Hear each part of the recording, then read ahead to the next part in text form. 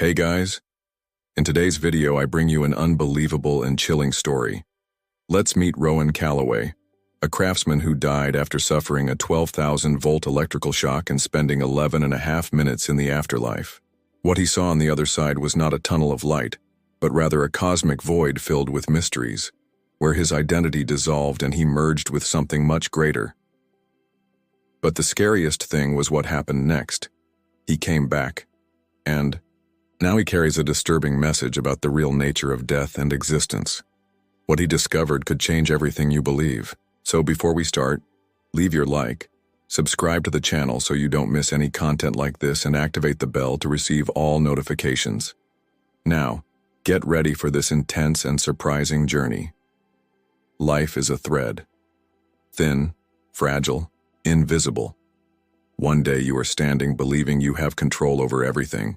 The next, that thread breaks, and you find yourself in a place you never imagined returning from. I am Rowan Calloway, and I died on February 28, 2018, working with Twaba Maui. Wood has always been my passion. There is something primal and sacred about the act of transforming a raw piece of nature into something beautiful and detailed. But that day, I wasn't just carving or sanding. I was playing with electricity, a force that demands absolute respect. My favorite technique was the so-called Lichtenberg figures, which uses high-voltage electrical current to engrave fractal patterns into wood. For this, I used a modified microwave transformer, equipment capable of generating thousands of volts. It was fascinating to see the paths of electricity spreading out like branches from a tree, burning the wood with a ghostly glow. It was supposed to be an ordinary day. But the error came quickly. Small, subtle, unnoticeable, until it was too late. The smell of burning wood filled the studio as I positioned the electrodes over the moistened piece. I pressed the activation button, and then it happened. The electric arc jumped into my hand. The pain was instantaneous and absolute. Thunder inside my body. Every cell seemed to ignite, a shock so intense that my chest contracted and my heart stopped. My body stiffened, unable to react. The world around me seemed to freeze. The sound disappeared. My knees gave way. The floor disappeared. And then, nothing. It was like I was turned off. The weight of my body, the pain, the fear, everything just fell away, erased. I didn't have time to think about what was happening. In an instant I was there, alive. The next I was nowhere to be found. That's how my life ended. At first there was nothing, no pain, no sound, no light. Just an absolute void. But it wasn't a cold or threatening void. It was a space so silent and peaceful that it seemed perfect. I had no body. I felt no weight. There was not even a memory that I had once been human. I don't know how long I spent in that state. There was no time. There was nothing to measure, compare, or count. Just a dark, infinite expanse that stretched in all directions. But little by little I realized that I wasn't alone. On the horizon of this nothingness, little dots of light started to blink, like distant stars. They were not fixed, nor did they twinkle like the stars in our sky. They pulsed gently, changing color and intensity, as if they were lives. Then something changed. I felt like I was being pulled into one of these lights, like my consciousness was being dissolved and drawn into something much larger. Suddenly, shapes began to appear around me. They were not solid, nor did they appear to be made of matter. They were standards, lines of energy that moved in spirals, dancing in shades of blue, green, and gold.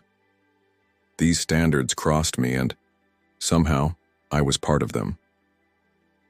I didn't have a clear thought. There was no Rowan, there were no memories, there was no identity. Just a fusion with something immense, something that required no words or explanations. It was as if my existence was expanding beyond what I could ever comprehend. And at that moment I realized an absolute truth. I was not an individual. I had never been. The idea of a self was an illusion, a small temporary bubble within an infinite ocean of consciousness. I was coming home. I was returning to the whole, and I didn't want it to end. Then something pulled me back, the sea. Infinite peace, the merging with the whole, the dissolution of who I was. All of this was disrupted in a brutal. Suddenly an impact tore my existence. An overwhelming force pulled me back with indescribable violence. If before I expanded and became part of the universe, now I was being sucked into a narrow funnel, crushed, forced back into a tiny, uncomfortable space. And then, the pain came. It was an absolute pain. How to be destroyed and reassembled at the same time. I felt an electric current pass through every fiber of what was left of me, burning me from the inside, out. The darkness dissolved into white and red flashes. A deafening buzz took over everything. The first shock hit my chest. My body contracted violently, pulled to suffocating density.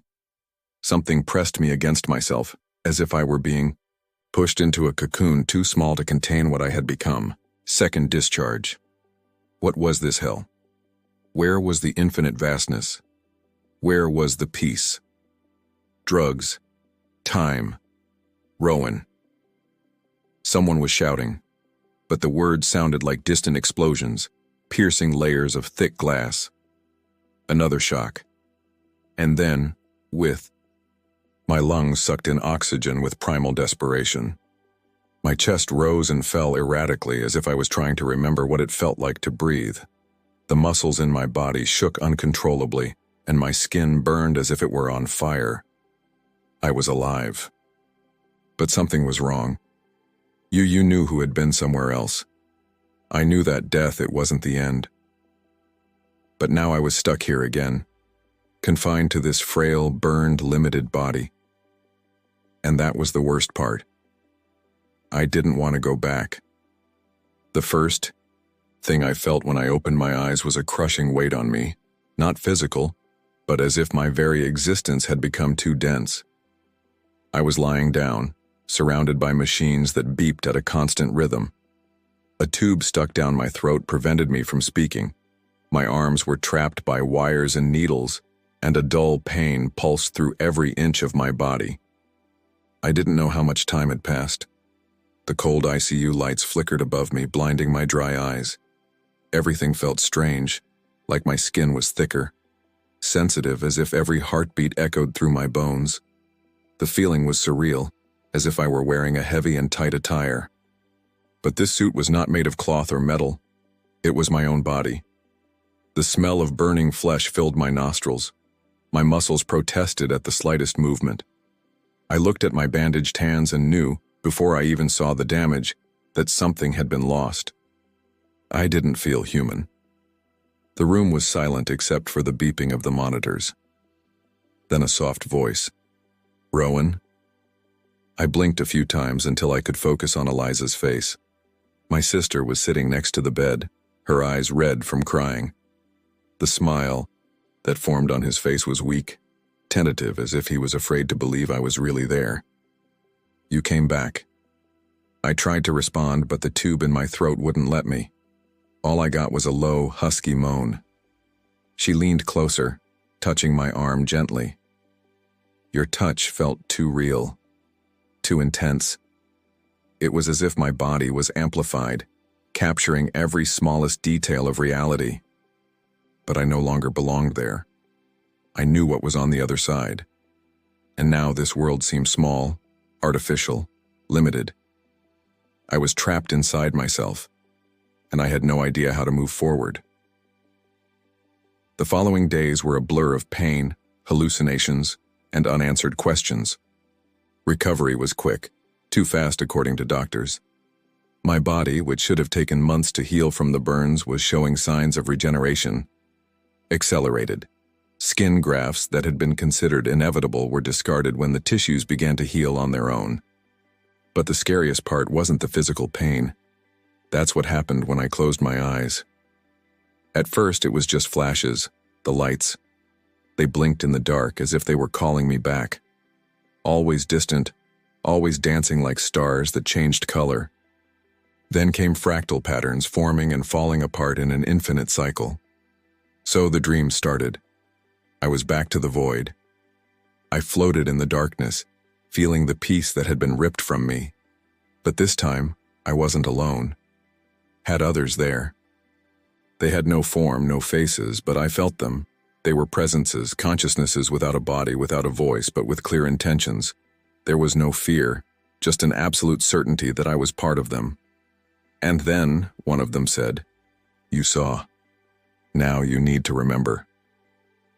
The voice did not come through sound. She echoed inside me, as if it were a memory being activated. "But remember, Than?" The sensation was so strong that I woke up panting, covered in sweat. The ICU room seemed strange, small, suffocating. The hum of the machines, the rough sheets, even the smell of the hospital, everything seemed unreal. I tried to convince myself that they were just dreams, but every night, they came back. And more, I felt there was something that I should know, something that had been erased from my mind the moment I was ripped from that place. But who was trying to make me remember? And why? I had only been awake for a few days when I received the email. Subject: I know what you saw. Sender: Nathaniel Hargrove. The name was unfamiliar to me. I hesitated before opening the message, but something inside me already knew that it wasn't a coincidence. Rowan, you don't know me, but I know you. I know he died. I know you're back. And I know you no longer feel like you belong in this world. I've already been through this. We need to talk. My entire body shivered. I looked at the laptop screen, my heart beating faster than I wanted to admit. How did this man know? Who was he? And how the hell did he know exactly what I was feeling? My first reaction was to ignore it, but something inside me pulsed like a warning, or perhaps a calling. I needed to know. I sent a short reply. When and where? The answer came within minutes. A discreet cafe, 15 minutes from the hospital. The next day, my body still felt heavy and strange. I went to the meeting. Upon entering the cafe, I knew instantly who he was. Nathaniel Hargrove was sitting by the window, a man with gray hair and a deep gaze, as if he saw beyond the surface. He studied me for a long moment before saying, "You died." I swallowed hard. There was no beating around the bush, no small talk. He knew. Absent slowly. You saw the void. My hands were shaking slightly. I wanted to deny it. I wanted to say he was wrong. But I couldn't. Yes.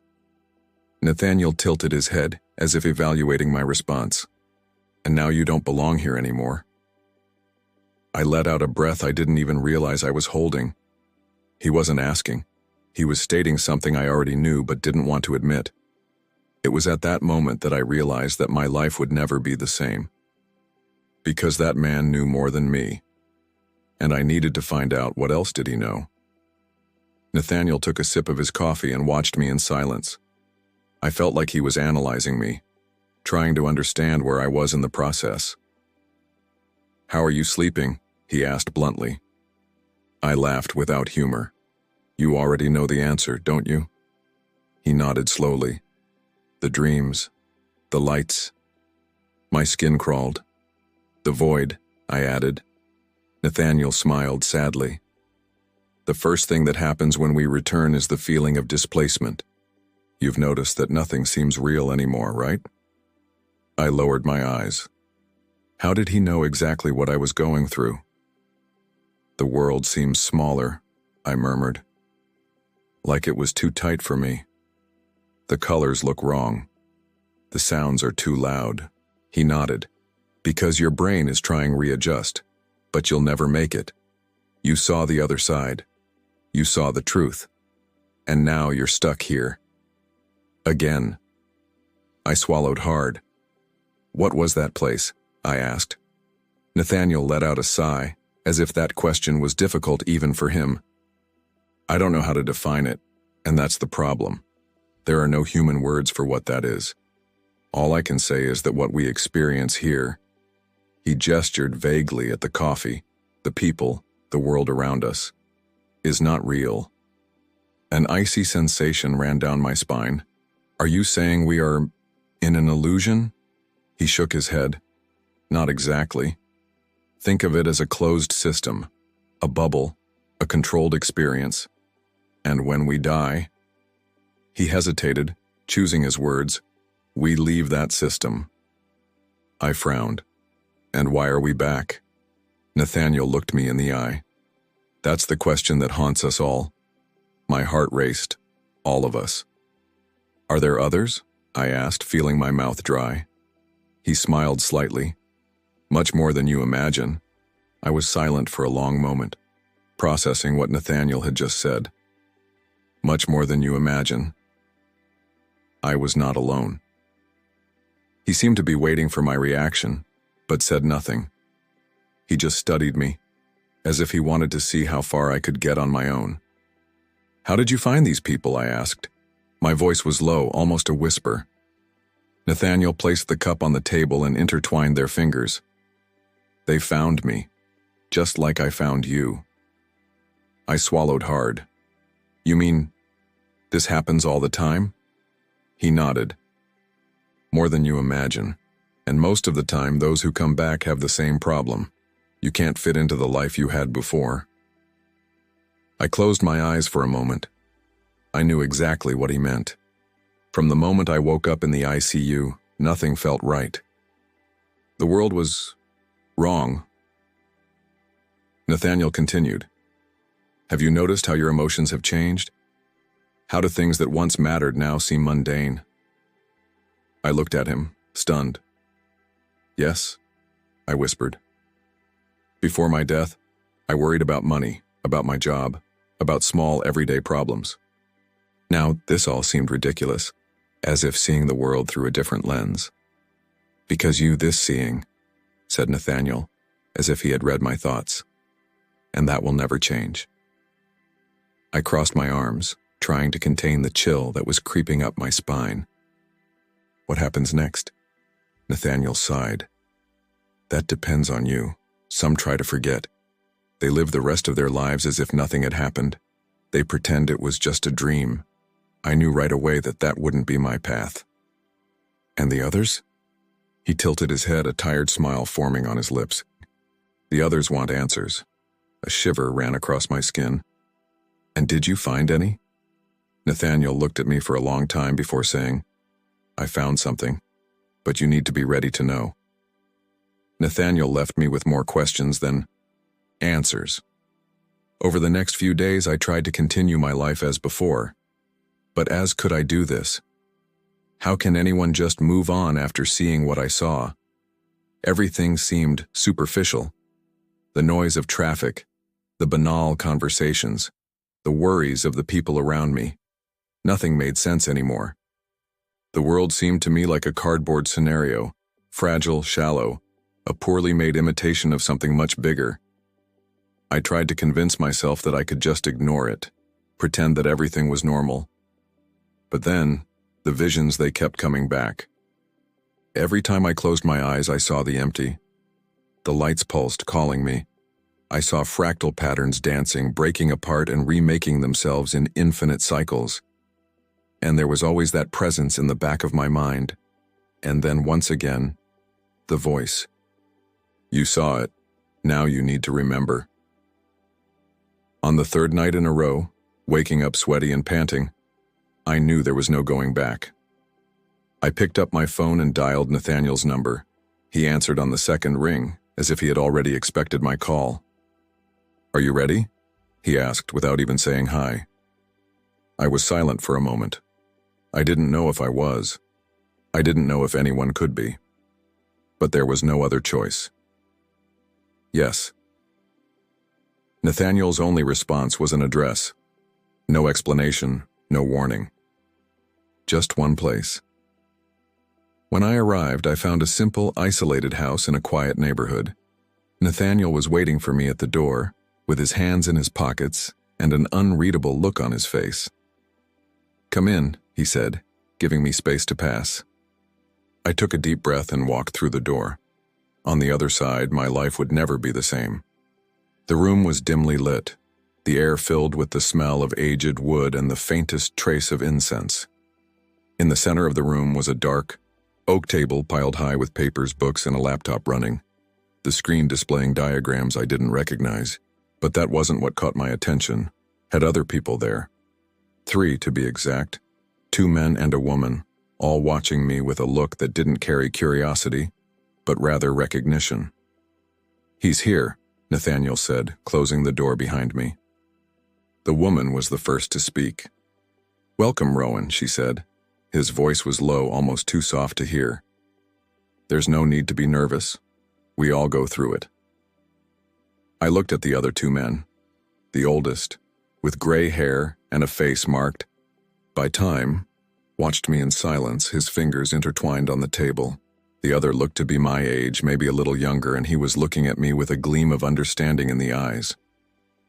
"You," I started to say, but my voice trailed off. The woman smiled slightly. "Yes." Nathaniel gestured for me to sit down.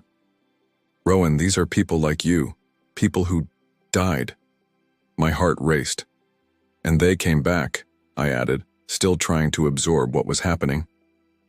The older man, who had not spoken until then, leaned forward.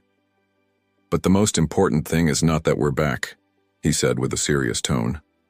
"Yeah, what did we bring from there?" My hands started to sweat. "What does that mean?"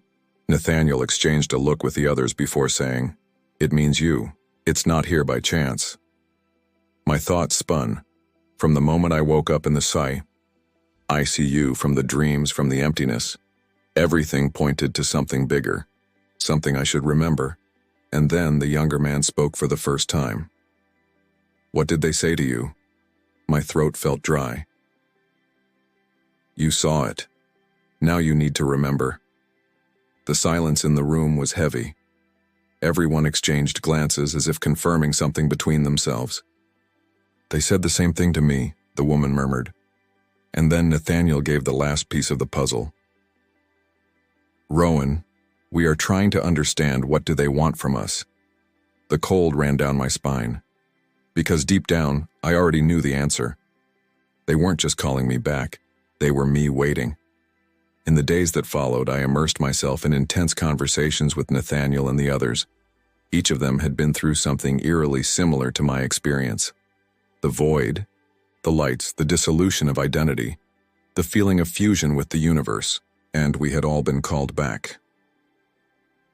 Why? Nathaniel believed there was a purpose, but he still didn't know which one. "It's like we've seen a piece of a bigger puzzle," he said one night, as we drank coffee in the kitchen of his house. "But we don't have the full picture." The oldest, William, didn't seem so optimistic. "Or maybe we're just trying to make sense of something that has no explanation," he grumbled. I didn't know which one was right. But I knew one thing. I no longer belonged to this world. The more time passed, the harder it was to connect with reality. Banal conversations seemed theatrical to me, as if I were watching a bad movie. What used to worry me, money, work, everyday problems, was nothing more than insignificant dust. The only thing that consumed me now was the so-called. I dreamed every night, and each time the voices became clearer. "You saw it. Now you need to remember." But remember what? The answer came at an unexpected time. I was alone at home, sitting on the edge of the bed, trying to calm my mind. My body was still feeling the effects of the electric shock, a strange hypersensitivity, as if my skin was always alert. Then it happened. The lights in the room seemed to vibrate, as if the air had grown heavier. A familiar feeling enveloped me, the same as when I was on the other side. And then a sentence exploded inside my head. "You need to go back." My entire body shivered. Because deep down, I already knew. I knew that what I experienced, it wasn't an accident. I knew that it's not over. I knew that one day, sooner or later, I would return to the void. And this time I wouldn't go back. If you liked this beautiful spiritual testimony, leave a like, comment on your impressions, subscribe to the channel, and don't forget to activate the notification bell to watch each new video and help us spread this message to a greater number of people. Until next time.